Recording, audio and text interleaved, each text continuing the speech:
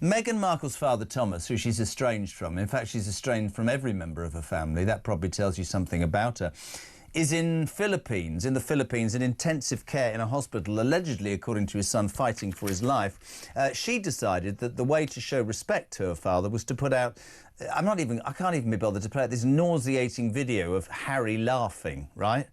Her father's rushed to hospital. She puts that out. We say good morning. I love this man. Rafe Heydel Mankoo. A very good morning, sir. How are you? Very good, Jeremy. Always good to be with you. Meghan Markle. Let's just become a little... Let's move away from A&E departments and mayoral elections. Man to man, what do you make of this odious creature? Well, I think odious is exactly the word for it. The Duchess of Duplicity.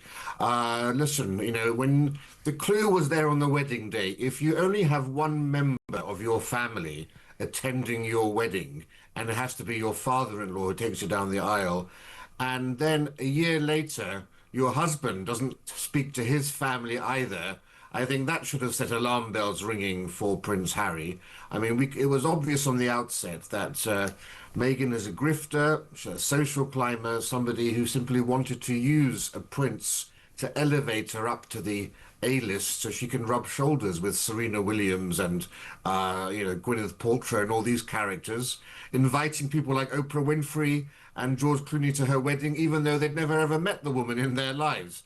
The calculation here was clear, and she's got what she wanted.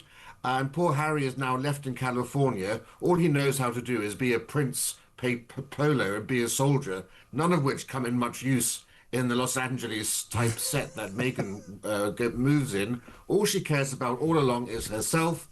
And here again we have yet another example. Because if Meghan does not rush to her father's bedside, potentially, of course, his deathbed, at this critical time, when we're told his life is potentially in imminent danger, I would hope it would reveal the true nature of Meghan to those deluded people who don't already know her for what she is. Are you telling me there are people in this world who don't see straight through the Duchess of Duplicity? Because, you know, I think there's quite a famous occasion.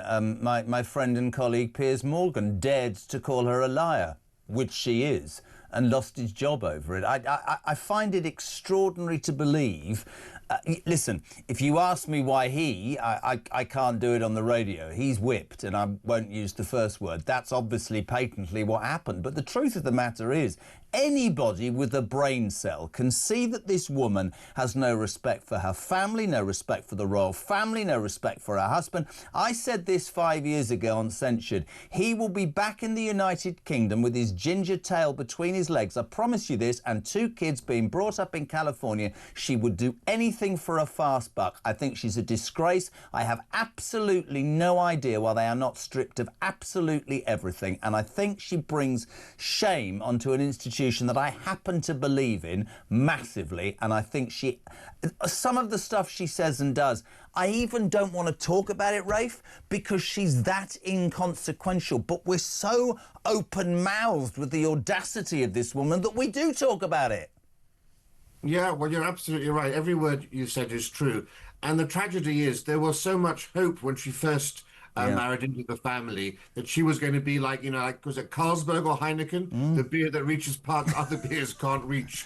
And we hoped that she would be a Commonwealth ambassador, connecting us with the Caribbean and in places in Africa and so forth.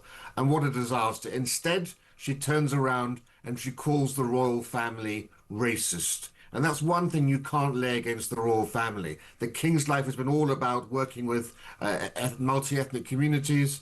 The Queen's most admired person in the world was Nelson Mandela. That's the person that Queen Elizabeth admired more than anyone else. And she was great friends with so many people. It was Prince Charles's, as he then was, black choir that he got to sing at Meghan's wedding. And Harry, of course, being, as you said, something whipped, a cuck, if you want to call it, he was happy for his family to be called racist for almost a year before he finally stepped in and said, actually, my family isn't racist. Well, I'm sorry, by that time, the damage had been done. And, the true measure of a person is not in the sort of virtue signaling in which she engages. Those photo shoots and those carefully crafted videos which show her faux concern with the plight of the poor and downtrodden strangers. The true measure of a person is how they treat their nearest and their dearest, you know, their family, their friends, their employees. And Meghan's record suggests that her public image of compassion and love and respect, all those things